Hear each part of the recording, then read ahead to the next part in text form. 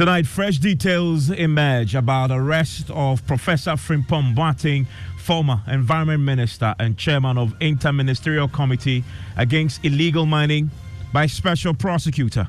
My report was not to indict anybody, but just to tell the one who asked me to write a report the problems that we face and what I think should be done. It may not be a perfect report, but I stand by everything that I wrote. We have the latest, including his 5 million cedi bail bond and the real reason why he has been arrested.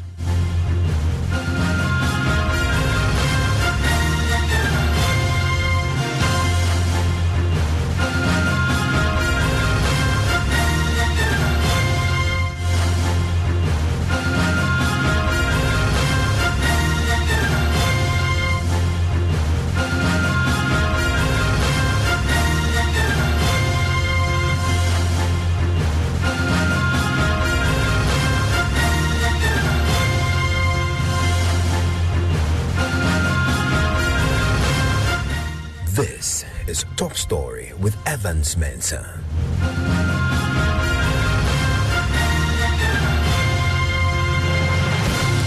And Top Story is always brought to you by Vodafone. Fresh details are emerging tonight about the arrest of Professor Frimpong Boateng, former Environment Minister and Chairman of the Inter-Ministerial Committee Against Illegal Mining, by the Special Prosecutor. Now, journalists is learning Professor Frimpong Boateng was told of his arrest during interrogation with officers at the office of the Special Prosecutor 2 weeks ago. Now, the arrest centers around an alleged 330 million cedis spent by the committee, but yet to be accounted for. We're learning a bit more about the bail conditions. My colleague Elton Broby, who has been following this development for us, joins us on Zoom right now. And Elton, what more do we know tonight? So, Evans, we know that Professor Frimpong Boateng appeared before the office of the Special Prosecutor on 16th May. Now, it will be recalled that the Office of the Special Prosecutor published that it had commenced investigations into suspected corruption and corruption-related offences in respect of illegal mining. This was in October 2022. It also stated that the investigation targeted the activities and expenditure of the dissolved Inter-Ministerial Committee on Illegal Mining, especially in respect of the seizure and management of excavators, machinery, road vehicles, and gold nuggets. And the same invitation was extended to the Ministry of Lands and Natural Resources. Now, the Special Prosecutor on May 2nd acknowledged the recent calls for action and investigation into these matters by the public and civil society following the publication of a report on parts of these matters authored by the former Minister for Environment, Science and Technology, Professor Frimpong Boateng. So based on this, Professor Frimpong Boateng was invited to appear before investigators working with the OASP. So on the 16th of May, around midday, Professor Frimpong Boateng appeared before the interrogators. Now, my information is that during the interrogation, the officers told him that they were formally placing him under arrest.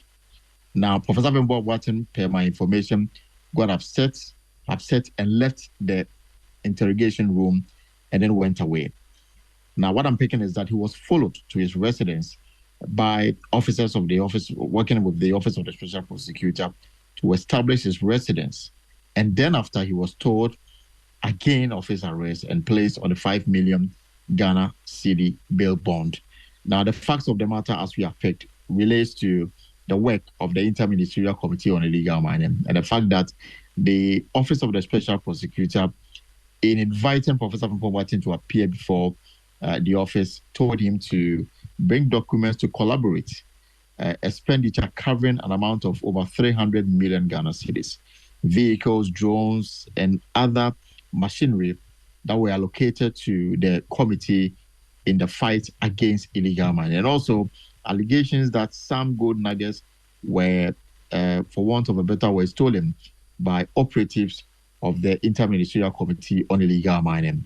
What I'm picking is that the committee was not satisfied, or the OASP investigators were not satisfied with the explanation, especially relating to the expenditure by the committee. And it was during the interrogation around the figure over 300 million Ghana cedis that he was told that he was formally being placed under arrest, and this got him upset and he left the room. But they followed up to his home, established his residence. So as we speak, he is under arrest formally on a 5 million Ghana cedis bail bond.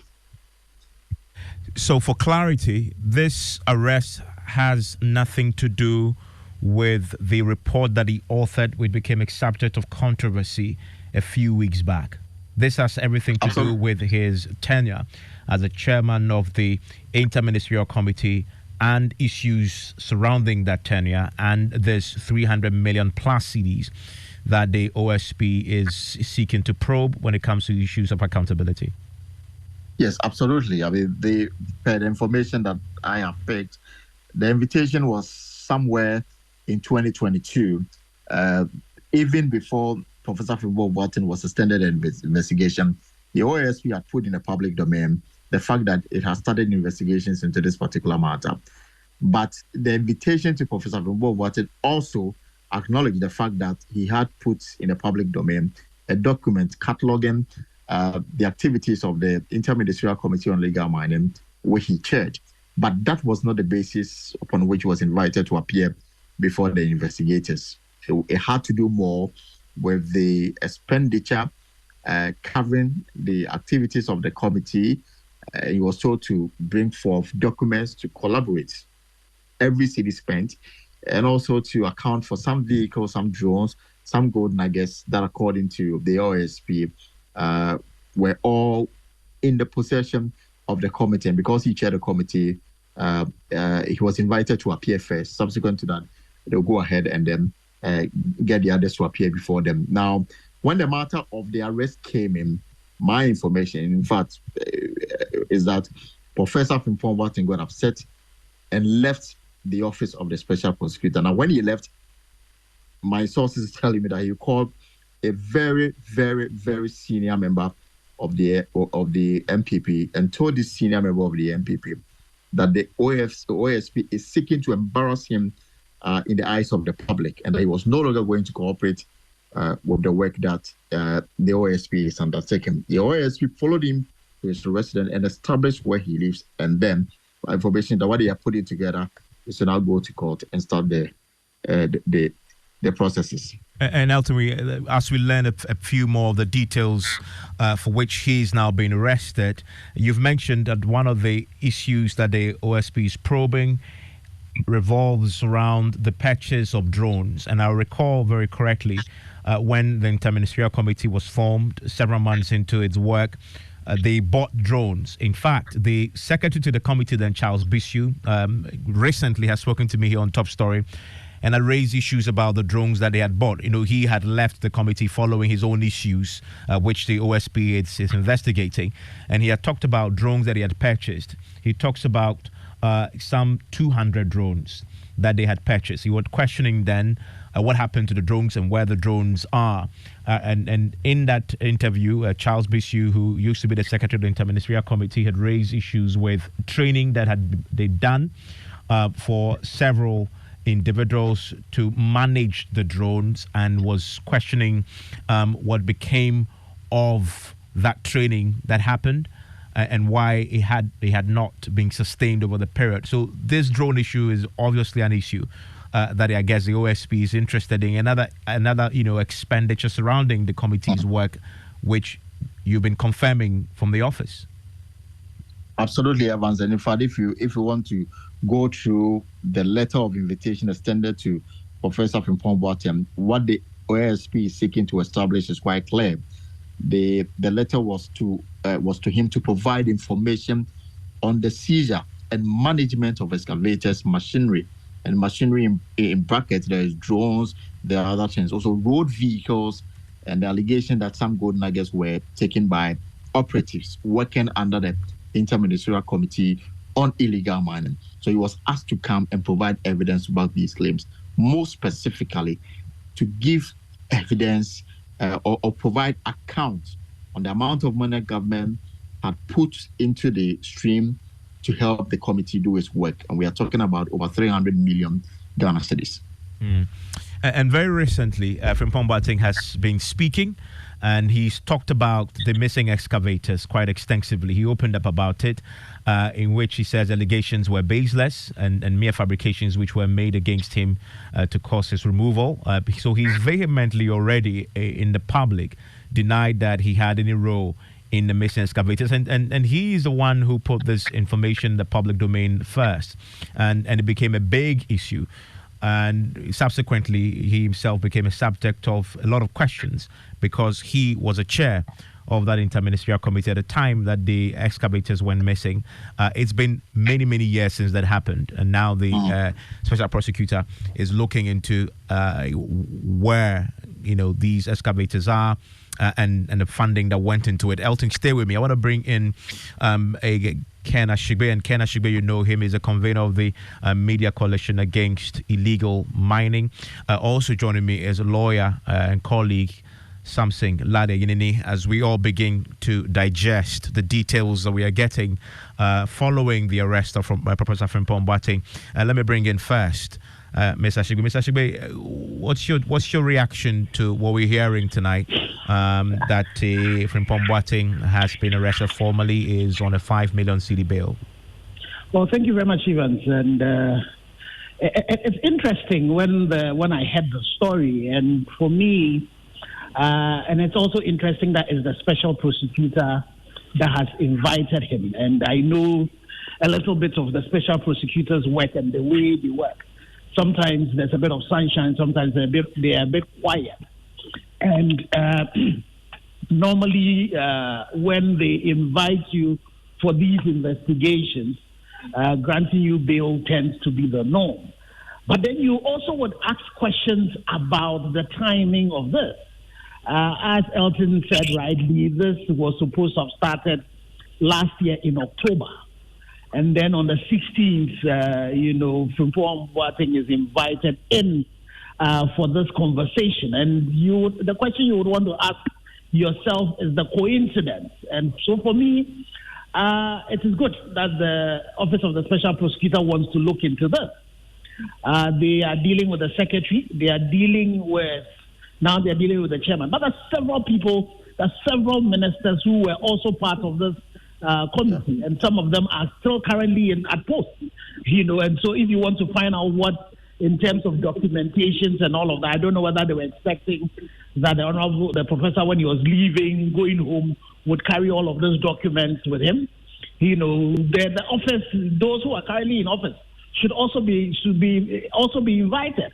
So we would be watching the special prosecutor very keenly, but giving him the benefit of the doubt, hoping that this is not a system that would want to, shut the professor down because of this report that has been brought out. And we would hope that the special prosecutor would be very open and would be very thorough in its work. It's the reason why I have said that to look at this issue of Galamsey, especially on the back of this report that the professor has brought out, we should have a committee or a commission, I don't know legally which one should, we should sit openly, transparently, be able to invite witnesses and look into this case. And we need the government to give their word that they will not issue any white paper to whitewash whatever outcomes this committee will come up. Because where we are currently, Evans, the situation is dire, even worse than what was happening when the professor was at post and they were working. The level of impunity now and the level of the degradation that we are seeing, it really needs everybody on course. And I hope that the OSP would also be mindful of this and know the public interest that is in this, and the fact that for a large part, they seem to have confidence, and they need to keep that and show that they are being transparent, they are being very independent in the way they are handling this particular issue, so that it will not be said that it's because he brought out his report that this is happening. But also, we also need to bear in mind that this thing was supposed to have started last year, October. So, there's a possibility that they are just continuing what they do, and then they are going by the processes they do, where when they invite you for any of these corruption-related activities, they will grant you bail. But we will be watching with very eager eyes and waiting for the next a few ministers and other persons who are involved in the interministerial committee who should be invited, to also ask questions, answer questions. And when they also come, we're hoping that they would also be arrested and be granted bail.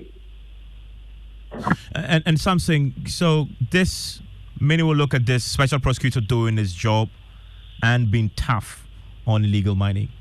Is that how you read it? The special prosecutor, by the law that sets the office up,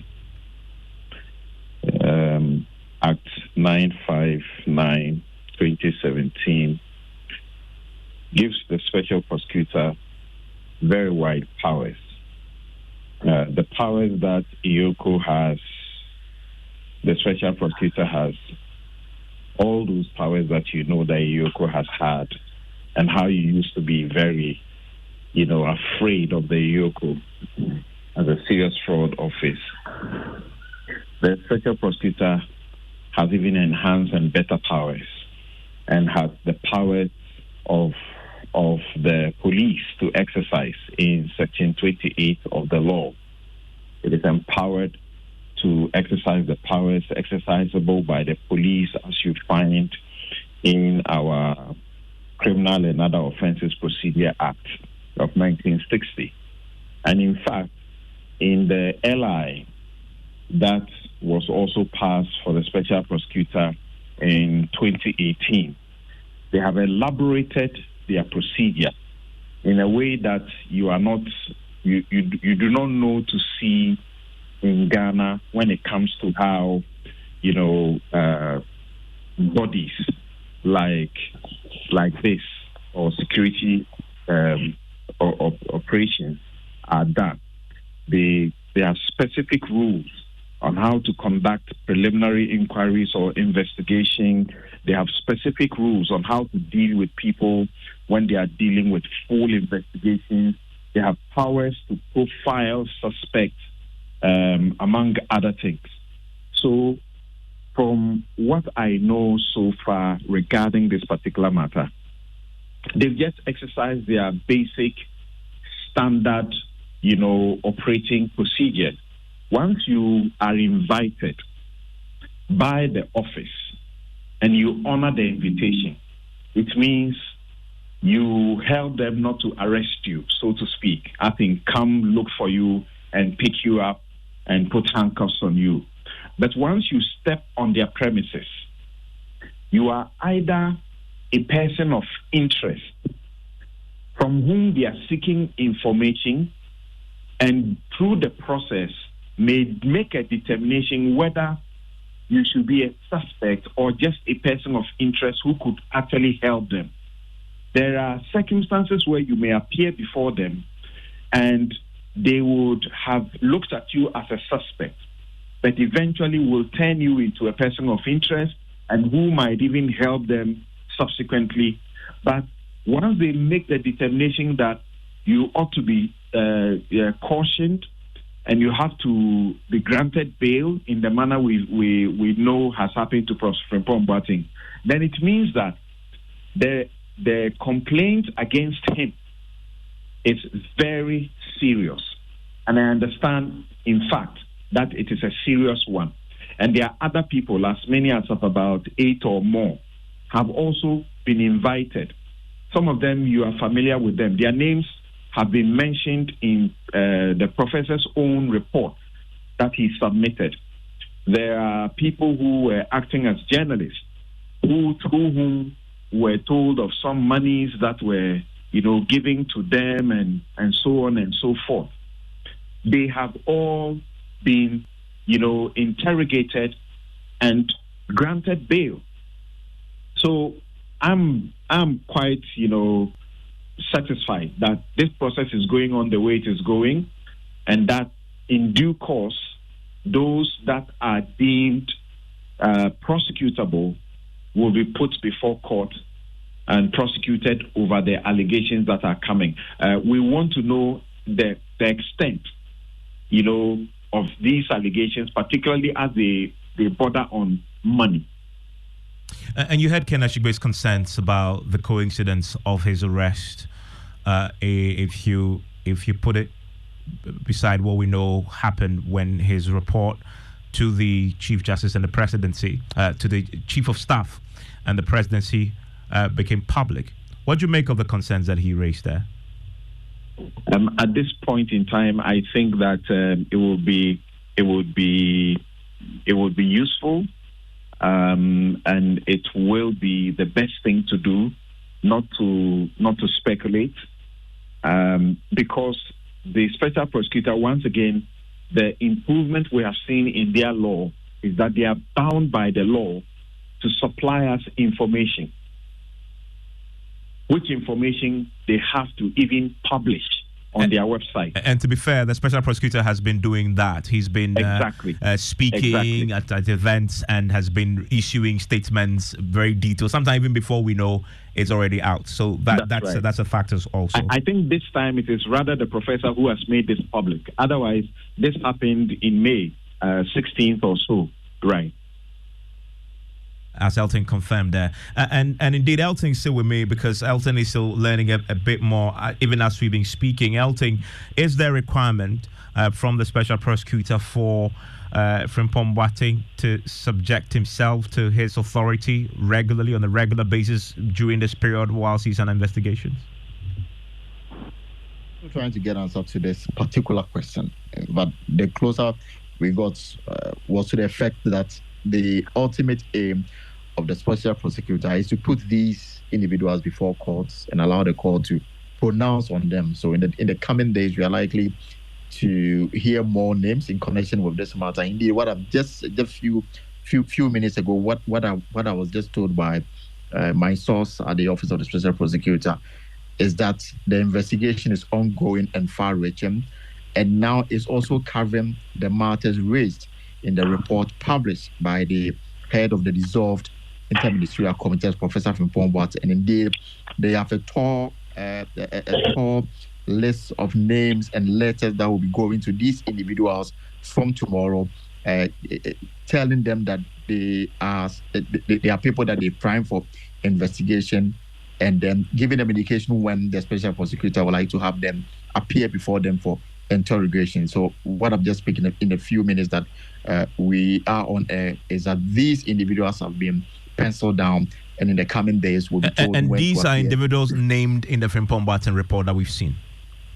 In fact, this document says that this investigation, that the latest that this is far-reaching, and now they've also opened it up to cover matters raised in the report published by the head of the dissolved IMCM. And then the information is that some of these individuals are journalists, like something just stated, people who are politically exposed, former ministers, and then former MPs, and then some former employees that work under this interministerial committee, and all of them will be notified when to appear for their statements to be taken.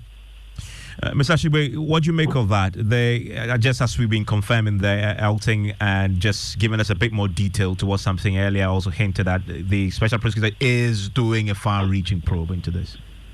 No, I think, you see, for me, that's why when I started it, I said this is a special prosecutor. So I would give them a big benefit of the doubt in the way they've worked. And so what you would want to look at is the consistency. And already you're beginning to see that. So if there are names that are already out there, then we would hope that would happen.